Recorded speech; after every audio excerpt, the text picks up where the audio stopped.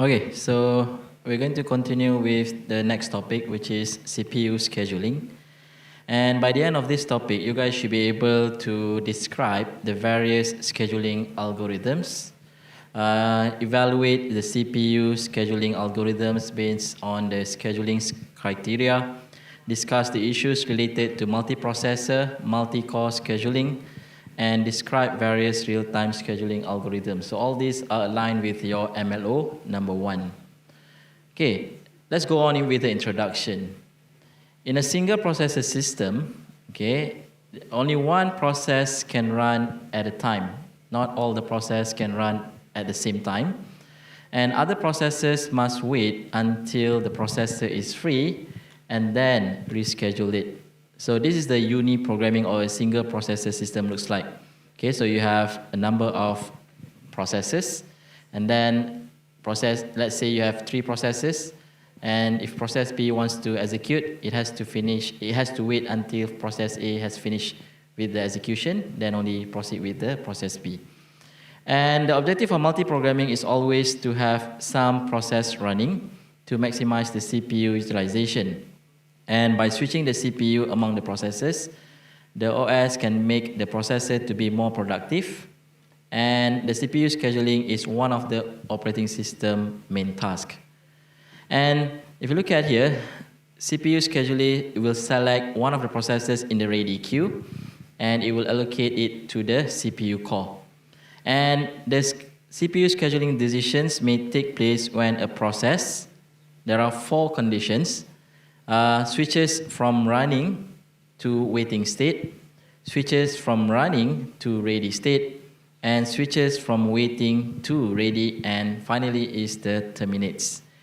And for situation 1 and 4, okay, for situation 1 and 4, there is no choice in terms of scheduling, and a new process must be selected for execution. However, for situation 2 and 3, there is a choice. And there are 2 types of scheduling. One is what we call as preemptive, and the other one is non-preemptive.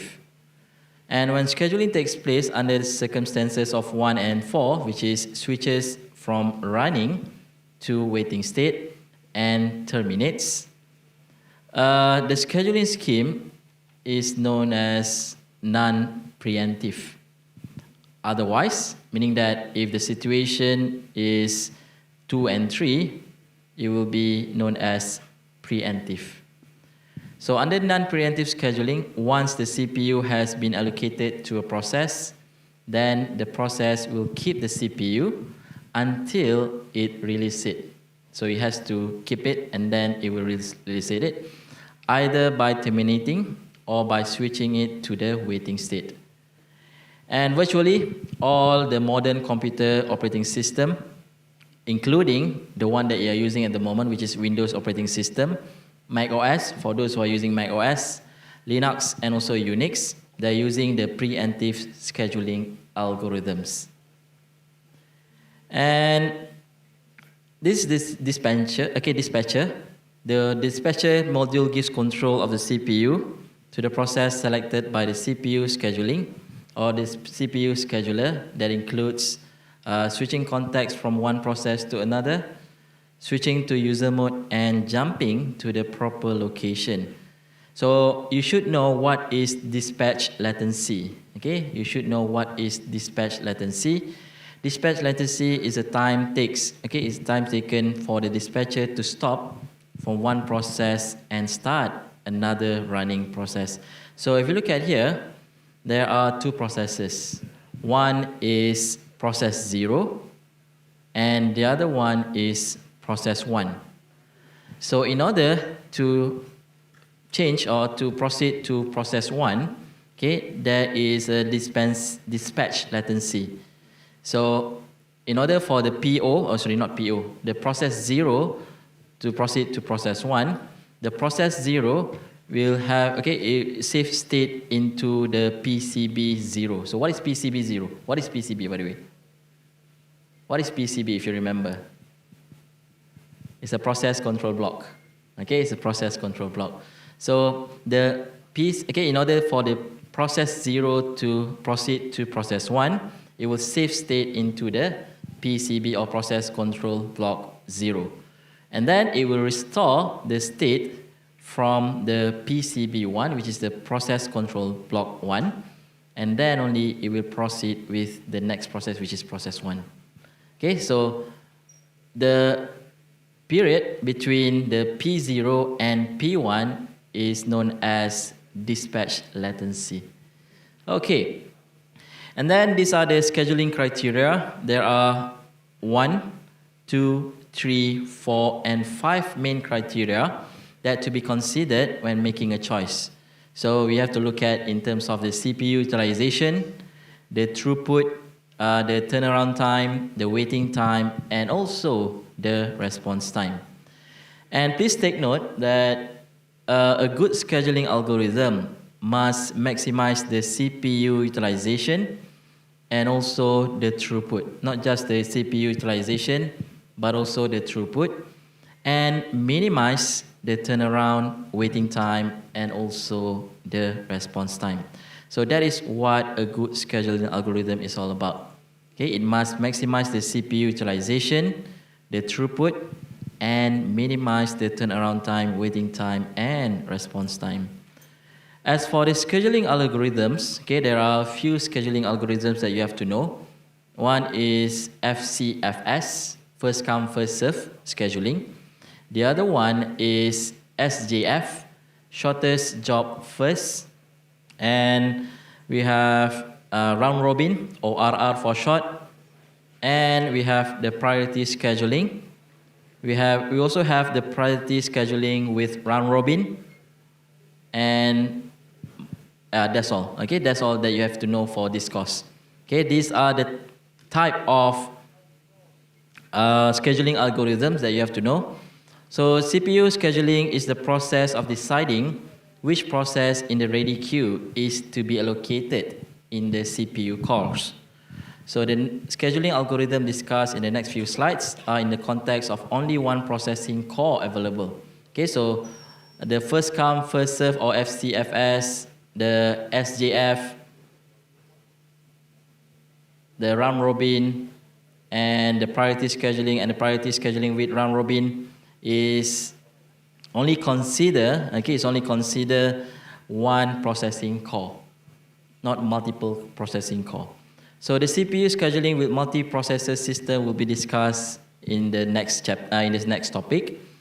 And let's look at the FCFS scheduling, or first come, first serve scheduling.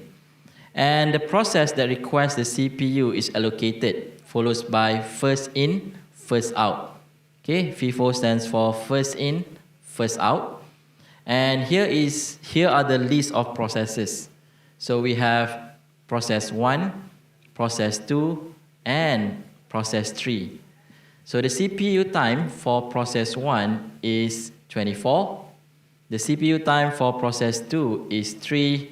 And the CPU time for process 3 is 3.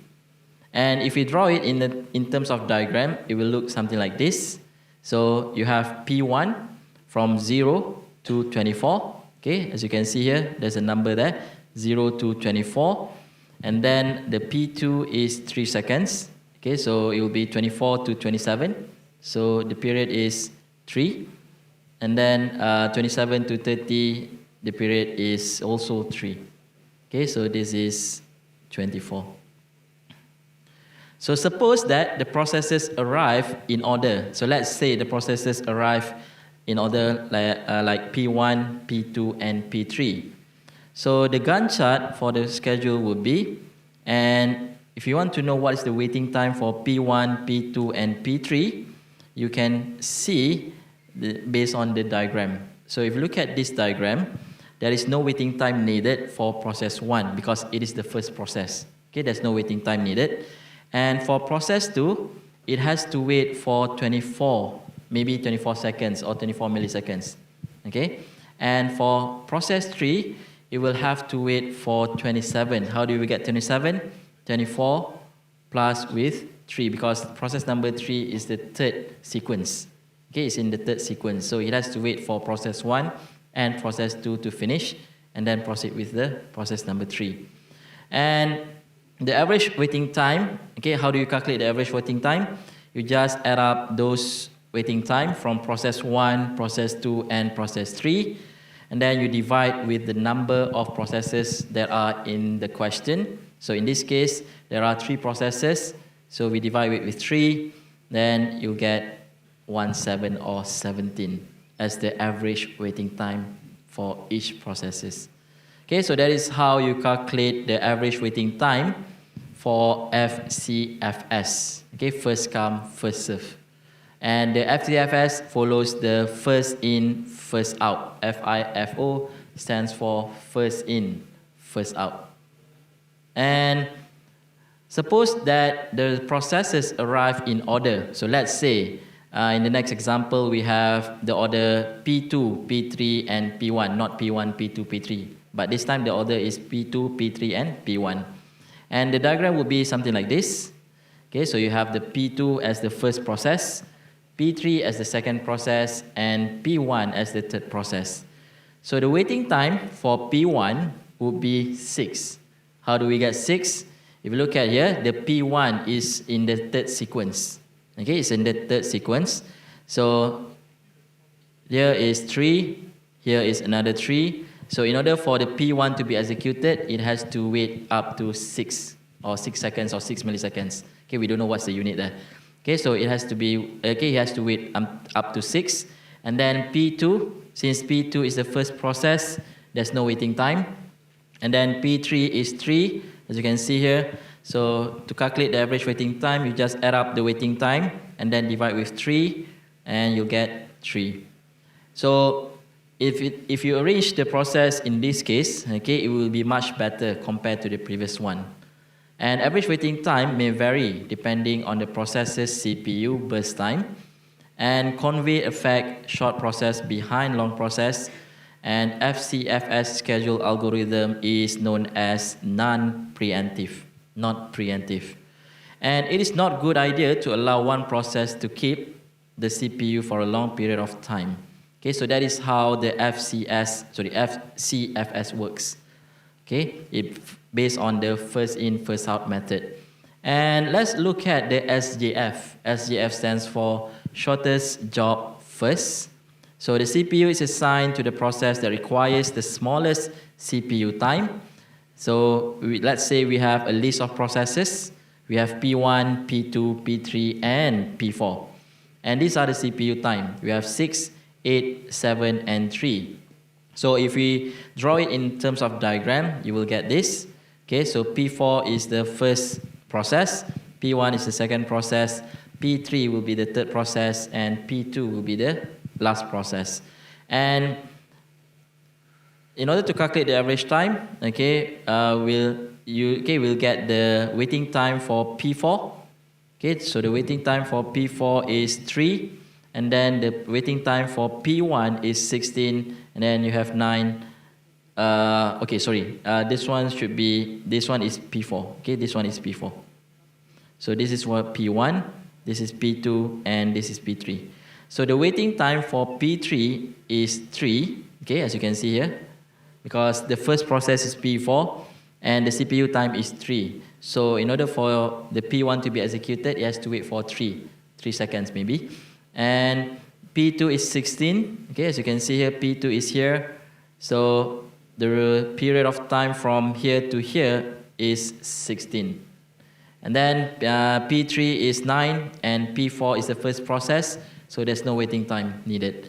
So you just add up those waiting time, and then you divide with 4. Why 4? Because there are 4 processes in this example, so you'll have 7. And it is better than the FCFS average waiting time, which is 10.25. So SJF is optimal, give minimum average waiting time for a given set of process, and the difficulty is knowing the length of the CPU the length of the next CPU request. And for your information, the SJF can be either preemptive or non-preemptive. Okay, FCFS it can only be non-preemptive, but for SJF, it can be either preemptive or non-preemptive.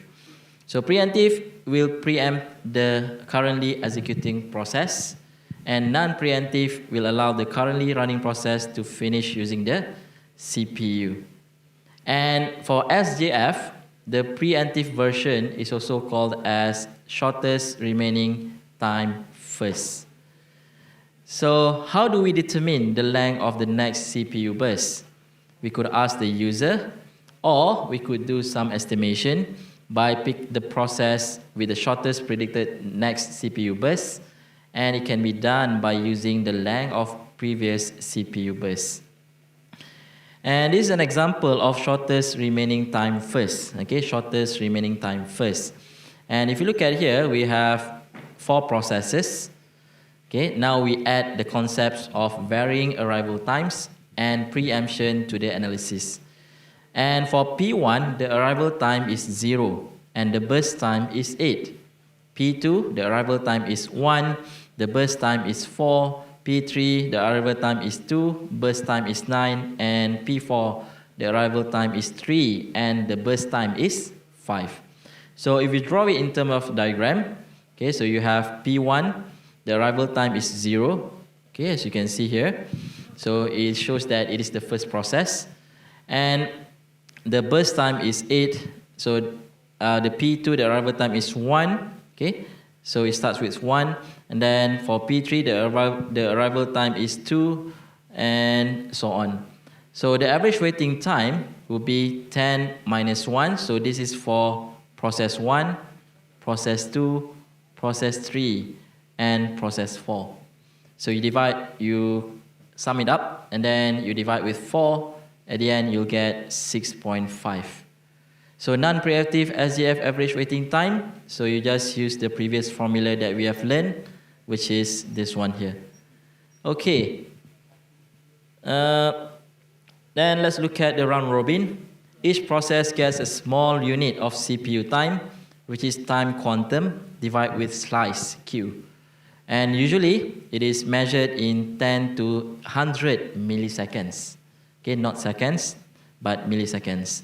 So after this time has elapsed, the process is preempted and added to the end of the ready queue, and it will be treated as FCFS. So for example, okay, time slice is 4 milliseconds per process. Then here you have 3 processes, P1, P2, and P3, and the CPU time are 24, 3, and 3 respectively. Okay, and you have P1, you have P2, and you have P3. And you have another P1, another P1, and etc. So the average waiting time will be, this is for process number 1, okay, and this is for process number 2, and this is for process number 3. So you add up this, you sum it up, and then you divide with 3, at the end you will get 5.66. So RR, or round robin, is preemptive, it's not non-preemptive. And the performance, if Q is very large, so let's say if the value Q is very large, then the round robin policy is the same as FCFS, and Q should be large compared to the context of switch time, and Q is usually 10 milliseconds to 100 milliseconds, and the context switch is typically less than 10 microseconds. So we'll do a few exercises on calculating on scheduling algorithms in the tutorial next week. Okay, and what else? We have priority scheduling. So, okay, a priority number is associated with each process. So the CPU is allocated to the process with the highest priority. So if you have the smallest integer, then it will be the highest priority. So let's see this example. We have a list of processes. We have process 1, process 2, process 3, process 4, and process 5. And these are the priority number, or the priority digit. So for process 1, the priority digit is 3, then 1, 4, 5, and 2. So based on this example, the process 2 has the lowest priority, the lowest integer. So it will be the highest priority. And this is the diagram to illustrate the process, okay? And the average waiting time is 8.2. And it can be preemptive or non-preemptive. So priority scheduling, it can be both. It can be preemptive and also it can be non-preemptive. So when the priority scheduling is preemptive, when the process arrives at the ready queue, its priority is compared with the priority that is currently running process. So the currently running process will be preempted if the newly arrived process has a higher priority. So meaning that if the new process is the one that coming in has a higher priority, so it will replace the current one. As for non-preemptive, it will simply put the new process at the head of the ready queue, so regardless of the priority. And SJF is a priority scheduling where shorter the CPU use, higher the priority, and also vice versa. And the problem is starvation, where the low priority process may never be executed. So the solution would be aging, and as time processes increase the priority of the process. So let's look at the priority scheduling with round robin. So here you have a list of processes. We have process 1, process 2, process 3, and process 4, and process 5. And this is the priority digit or the priority number. Okay? And run the process with the highest priority, and processes with the same priority round robin. So this is the Gantt chart, okay, or this is the diagram with the quantum equals to 2, or with the time quantum equals to 2. And then from there, you could get the average time. Okay, we'll come back to that in the tutorial session.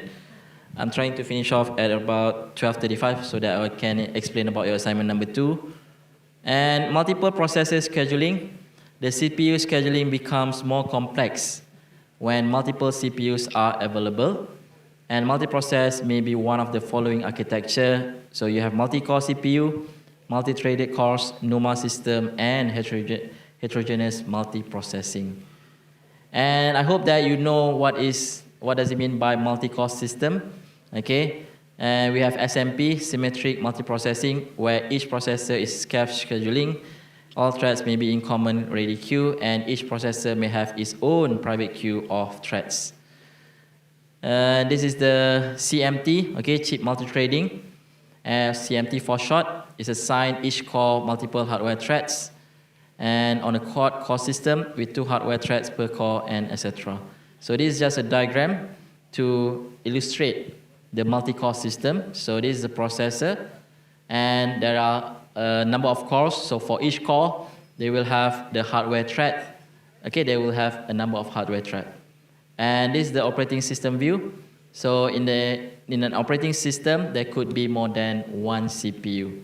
Okay, and some of the computer system, there could be up to 7 processors or more than that. Okay, so that will be it for this topic, and we'll cover more on the scheduling algorithms in the tutorial session. All right, and now I'm going to explain about your assignment number 2. Okay, so this is your assignment number 2. I just posted the assignment number 2 in my times 2 days ago or yesterday. And there are a few questions that you have to go through, but this time I'm not going to go through your report in detail, because if you look at the rubric, I will mainly assess your social interaction within your group, or I want to see your contribution, your participation, and etc. So I won't look into detail on your report. And if you look at the marking rubric, the first criteria will be given by me. Okay? The first criteria will be given by me, and the second criteria and the third criteria will be given by you guys or by your team members. Okay, so what I'm going to do is, I'm going to create a Google Classroom for each group. Okay, I'm going to create a Google Classroom for each group, and then you're gonna upload your discussion online or discussion recording. into the Google Classroom. So whenever you have a discussion, you will have to record. So I don't care whether it's online or it's physical, you have to record, and then you have to upload it to your Google Classroom. So there should be more than one discussion. Okay, there should be more than one discussion throughout the week. Up to you. How can you do discussion for 5 minutes? Okay, so probably maybe about 15 to 20 minutes of discussion. Okay, so there should be 15 to 20 minutes of recording discussion. Okay, I'm expecting about 3 to 4 maybe. Okay, 3 to 4 recordings up to 3 weeks. So I will evaluate from there. And for each group, we were gonna have like online session or physical session just for me to ask questions. Okay, it's not a representation, it's just just informal discussion with me. Okay, with me. All right. So again, I'm not going to go through your report in detail like I did in your assignment 1. Okay. So for your report, you can simply write whatever thing that you, I mean, it's not whatever thing that you want to write. I mean, it has to be based on the question, okay? It has to be based on the question. So when you do the discussion, you have to answer, or you have to discuss based on the question, okay? You have to discuss based on the question. So for example, right, okay, for example, for question 1, let's say you have 5 people in a group. So for question 1, which, hold on, let me open this. Oh, okay, I have opened this.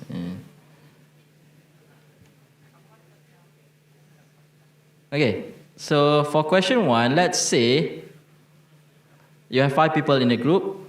So the first person is doing question 1, right?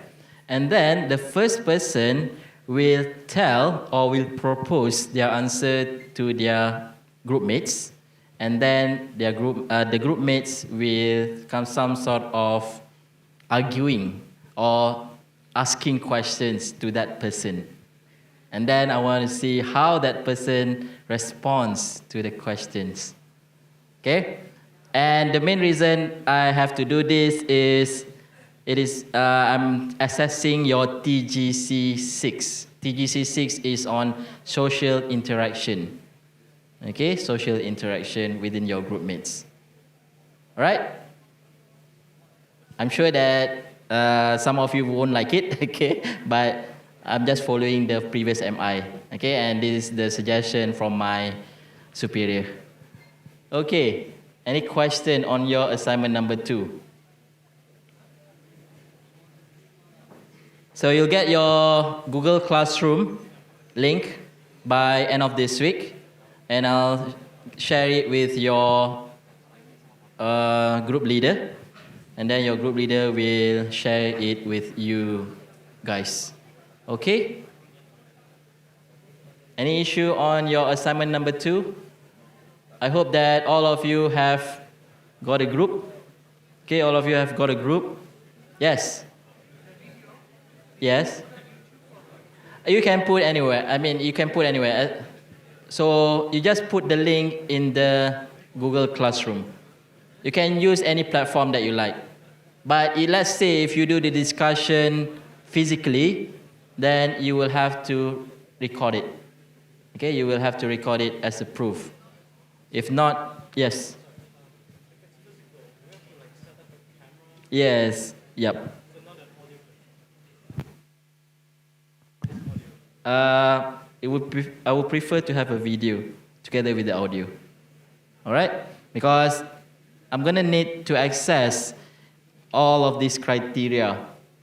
So without the recording or without the video, how am I supposed to assess based on this criteria? Okay, so if you look at the criteria, the first criteria will be build positive relationship and actively participate within a group in writing a report, evaluating visualization technology, and applying the appropriately to the given case. And the second criteria, manage and resolve disagreement among peers in a group when seeking a solution. And the third one is inspire and guide individuals and to work with others towards completing the written report. So that's why I say in the WhatsApp group, if previously you really rely on AI, but this assignment you really can't rely on AI. It will be depending on you. So if you want to get a good marks in your course or in your module, you have to present, or not present, you have to discuss in detail with your group mates during the discussion session. Clear? So I'm expecting about 3 to 4 recording videos of your discussion. Okay, recording video or discussion video. And there will be one discussion with me for each group. And it will be held towards the end. Okay, it will be held towards the end. Okay? All right. Any question that you guys want to ask? And you can refer to the material that I have provided in the WhatsApp group. Okay, that will be a good reference for you to refer. There's a textbook that I've shared with you in the WhatsApp group. And at the end of your report, I still need to see the contribution. So there are 5 questions there, and each of you could take 1 question, and each of you could elaborate or could, what do you call that? Yeah, could elaborate on the questions that you are assigned to. And you still have to run the turn-in report, okay? And only one of you have to submit the report. And what is that thing again? Let's see.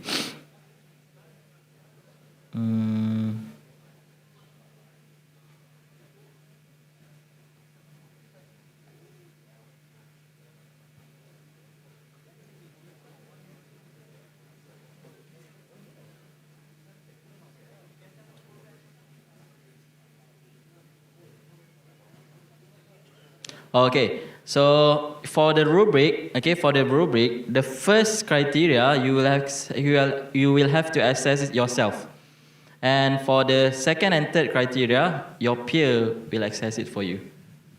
Okay, so meaning that you have to assess your peer based on the second and third criteria, not the first criteria. But for me, I will assess for all.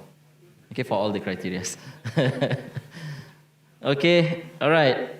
I hope that you have started your assignment, and the due date will be 13th of July. Okay, you have approximately 3 weeks. Okay, approximately 3 weeks. And one more thing is, your test will be held in week 12. Okay, your test will be held in week 12. And it will be paper-based. Okay, it will be paper-based. So if you miss your test in week 12, and without any valid reason, I won't allow you to resit for the test. Okay? All right, so that will be it for today's session. And if you have any question that you guys want to ask, you can come to my desk. And for those who have not signed in the attendance, I'm gonna open the attendance again.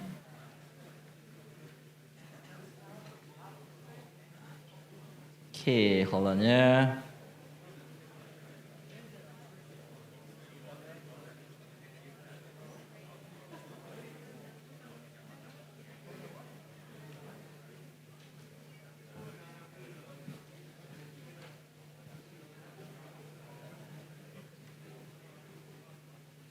Yes.